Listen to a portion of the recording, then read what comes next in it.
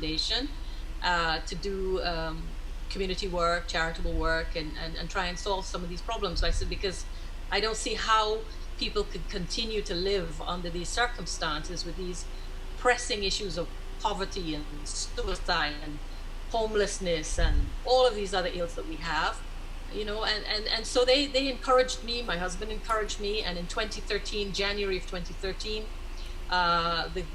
the mission statement of the Guyana Foundation came together, and I registered it as a trust here in Guyana.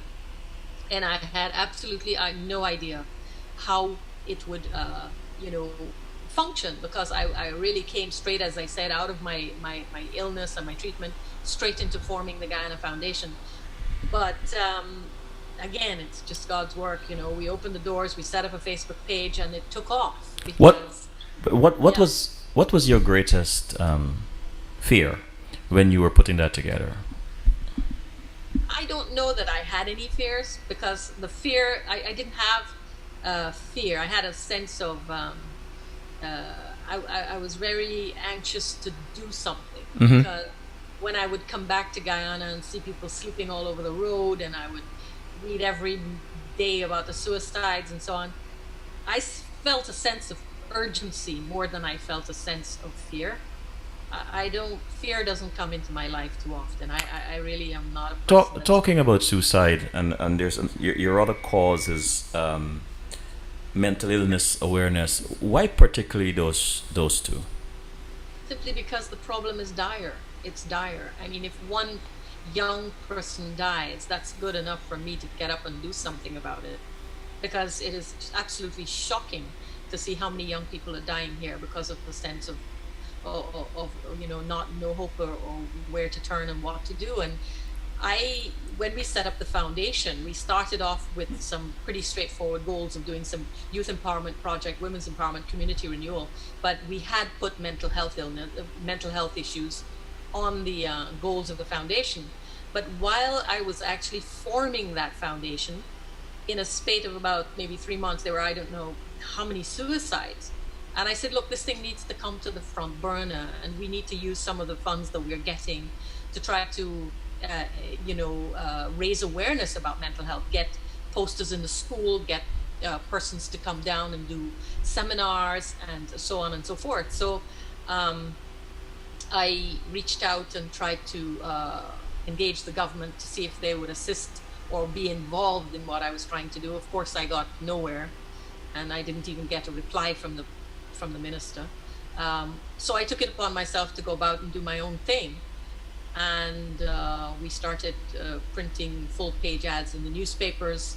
We had a gentleman by the name of Mr. Latchman Narain come in from Toronto, and he did seminars with us in Berbice and Georgetown. And we just took off to start doing our own thing in terms of... How did the women react to you when you first introduced them to this foundation? I mean, they were absolutely overjoyed. I mean, in terms of the mental health project, we got, you know, what was really sad, Selwyn, is one day, and I think that was probably the day when I decided that mental health had to be put on the front burner. You know, I was working in a village on the West Coast, and there was a young lady helping us to deliver books and do things for one of the projects we were doing there. And we went back into her village, and I said, could you call whatever her name was and tell her we're here, and maybe she could help us again to do this distribution. And this woman looked at me and she said, I'm sorry, she's not here. I said, has she moved out? She says, no, she killed herself. Oh. And I said, how is that possible? This was just such a wonderful young lady, and she was, in a matter of a couple of months, she was gone. And I said, you know what, this is now at an epidemic level. I mean, I have to do something about this. And I tried every which way I could with the resources I had to work on the mental health issue. And women supported me everywhere I went. In a lot of the areas that we worked in Berbice and on the West Coast, in Georgetown, the women were the ones that were rallying and saying to me, look, we'll help you. If you want a seminar, we'll organize this, we'll do this, we'll do that. You know, they did all kinds of fundraisers to raise money for us to continue our mental health. And then there's the other side. There's this other facet of Supriya. the one who stands at a podium with a mic and speaks about her cause and gives a message to a sea of women. I want to ask you a question on that particular. How did this come about? How did you get involved in that arena, in the political arena? When did that happen? You know, when I was here in 1989, 90, Mr. Hoyt approached me to be on his parliamentary list, and at that time, Mr. Hoyt and I, he was the one that really encouraged me, because he knew I had a political background to some extent, but I'd never done anything openly political, and so I started speaking out in the 1990s when I thought things were going south and the country was beginning to slip, and I continued as best as I could. But speaking out as a young woman and as a business person in Guyana, of course, it had its perils, and that is that you couldn't possibly run a business and try to speak against the government. So, my business. Is that one of the reasons you're pushing for change, to change that particular climate? Absolutely. People should be free to do, to have freedom of speech. But unfortunately, we live in a country where it comes with a price you have to pay. So I spoke out publicly and was very actively involved politically all the way up to 2008. And then I took a break from politics and went away, and then I had all my health issues, etc. What is it like? I came back.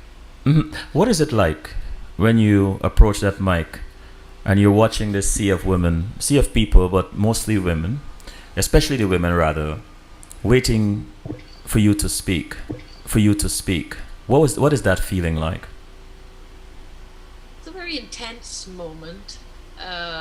In the sense that you get up onto that podium and you're looking out at a sea of humanity, but if you feel strongly enough about the message you're about to deliver, somehow or the other, that sea of humanity turns out to be it's almost as though you're speaking to a handful of people, because they kind of become one. You know what I mean? Mm-hmm. And you feel a connection to them, as though you're speaking to them. It's in the beginning it was daunting for me the first time I ever made a political speech, but after that, once I got over that, I go there with a clear heart, and I never say things I don't believe in. If I will never make a political speech and say things for the sake of saying them. If I feel it, I'll say it. If I don't feel it, I won't speak. That's how I am. What is one of your favorite statements? Carpe diem, seize the day. What is that? Latin, carpe diem. Oh. Face today, yes. Are you optimistic, yes. Supriya, that the women of Guyana will go out to vote in large numbers on May 11th? I am absolutely certain that what we have witnessed here over the past couple of weeks since this campaign started, it has been the most encouraging, I am overjoyed to see the role that the women have played in this campaign, and they have played a very strong central role in what has unfolded over the past couple of weeks. Yeah. No, sorry, finish your point. Sorry. No, I mean they've really led, a really strong role in terms of how things have shaped up, and I'm so happy to see that many of them have found their voice and are able to stand on podiums and speak out, irrespective of their race and ethnicity and all these things. Women have become a lot braver. They're seeing a lot more clearly. They're communicating better with each other. And all of these things mean that they will become stronger. And that's what they have to become, because Guyana has some of the most amazing women. As you speak of bravery and speaking out, there's one incident that occurred a few weeks ago with Charlena and the Minister of Health, the then Minister of Health, and the anger, the movement, the anger that it created throughout the country and abroad, at this man being so rude and denigrating to this woman. How did that make you feel as a woman then, and now that they have fired him or he has lost his job? How does that make you feel? What do you think happened there? Well, I mean, I had, I hate to bring this up, but I think it might be informative in the sense that when I started the Guyana Foundation and I decided to tackle the entire issue of suicide head on, in fact, he was the minister I had to write to. And here I was trying to say to this chap that, look, here, I have a non-profit trust. I'm not asking anyone for the funds to deal with the suicide issue. We're raising funds internationally to help us. But it would be nice to have the ministry work along with us and so on, and to share the work of our researchers from Maastricht University and so on. And so we continued to write to him to try to engage him on the issue of suicide, of death of young people. And when he didn't reply, even have the manners to have his secretary reply, I realized that I was not dealing with an individual that should hold a ministerial portfolio. I realized that I'm not sure who his loyalties are to. So it didn't surprise me terribly when he treated this young lady in the way he did. I was saddened by it, but it didn't surprise me. Mm-hmm. And I'm very happy to see that they have removed him from office, because I think we should go through Guyana and one by one we should remove people from public office who have a total disregard for the people of Guyana. If they can't respect them, they shouldn't be holding public office. And there are a lot of people who, are in places of prominence and hold roles that are, give them a certain sway in the community, but they need to earn that respect, you see? Mm-hmm. And so this gentleman is, he was out of order, completely out of order, but it wasn't surprising to me to see the disdain and the disrespect that he showed. As you travel the country and dwell among the women and speak to them, what are they saying to you? What are you hearing? What are some of their common wants? So they're very simple wants. They're very simple wants. Let's break it down. Every single woman in Guyana, it's not anything complicated, like all the politicians will get up and make big speeches and so on and so forth. All these women are asking for is, look, can you all turn this country around? Do you have the ability to help us just to be able to have comfortable lives? And these women are not asking for palaces and huge homes. All they're asking for is basic minimum. A home, food in the house, clothes for their kids, some nice things for themselves, the ability to be able to get training if they so desire, to study if they so desire. They're asking for simple things. These are just basic things that they want. And Mm-hmm. they're almost pleading with us, look, please, for heaven's sakes, create the environment that allows me to develop and to become something better than I am right now, and it's, what is sad is that I have met women who in the 1990s who were saying those things to me, and now I meet them and they're older and they're still in the same situation. Nothing has changed for them. But what's happened is they've lost that energy, that drive, because they're saying, look, we're tired. Well, how much more are we going to do? How much more ends can we meet? So Do you in the camp during the campaign, do yeah. you see a re-energizing of the women? Absolutely. This time round, the women have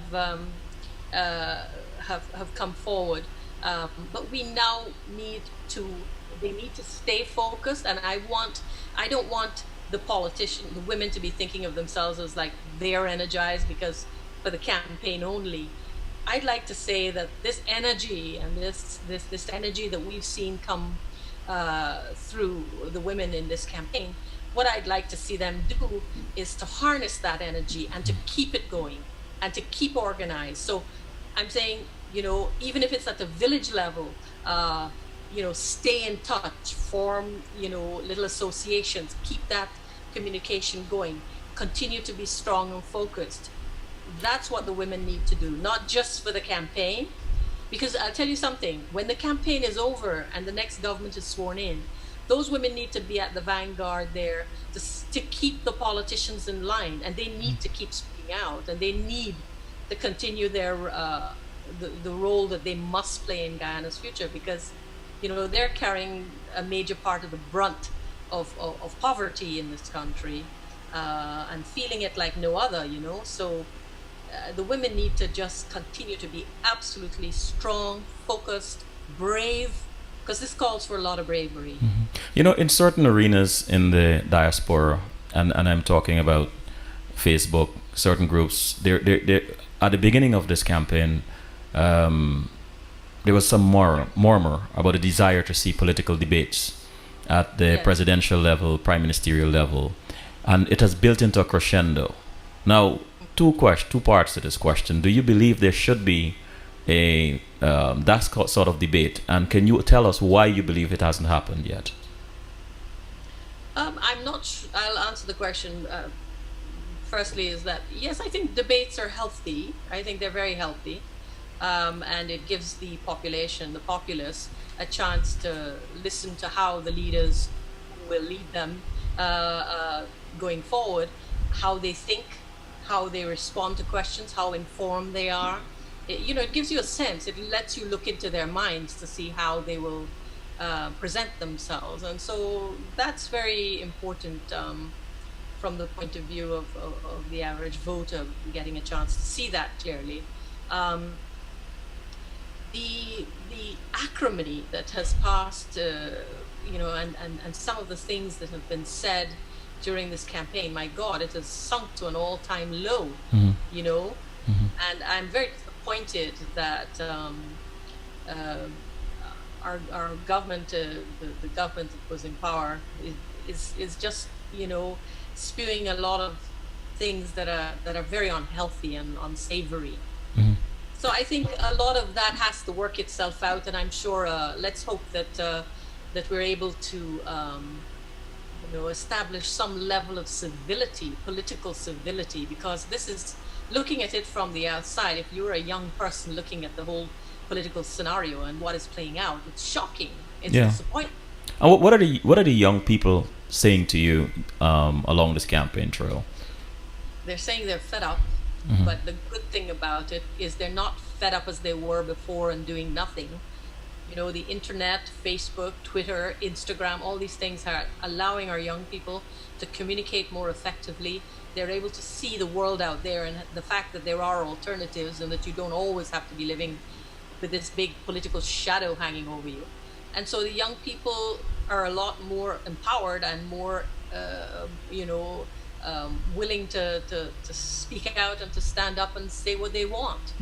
And so you don't find now the situation as it was in the 90s, where you had a very sort of, docile, not strong group of young people. Now you have a very vibrant, very focused, very intelligent. And what is being... I noticed that What is being done to speak to all the young people? And the reason why I'm asking this question is because a few weekends ago, I had a young lady, Sarah Barrett, on my other program, the Sunday program. And one of her deep concerns is that there's a population of young people who are intellectually astute, of course, but they're not hearing, what the message that's being spoken, being presented, is not resonating with them, and they are beginning to become despondent and ambivalent. Now, who should be listening to these people? Who would you talk to reach these people, these young people, so that they can be part of this process?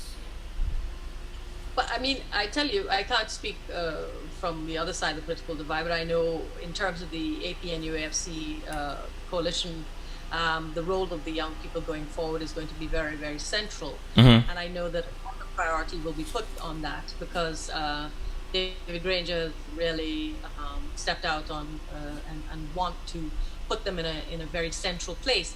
And it's very important as well. Over the past years, young people, politicians tend to use young people as a sort of, they know they have to include women and they know they have to include youth. So they throw in, a politician going to visit a village and giving some young people some balls and some t-shirts, and they believe this is how you engage young people. I mean, young people are the future of Guyana, and so we need to treat them in a serious manner. We need to integrate them in a serious manner, not in a token way. So in a new government going forward, the young people have to be able to be given a chance to understudy ministers and be in ministerial environments where they can learn and extend themselves.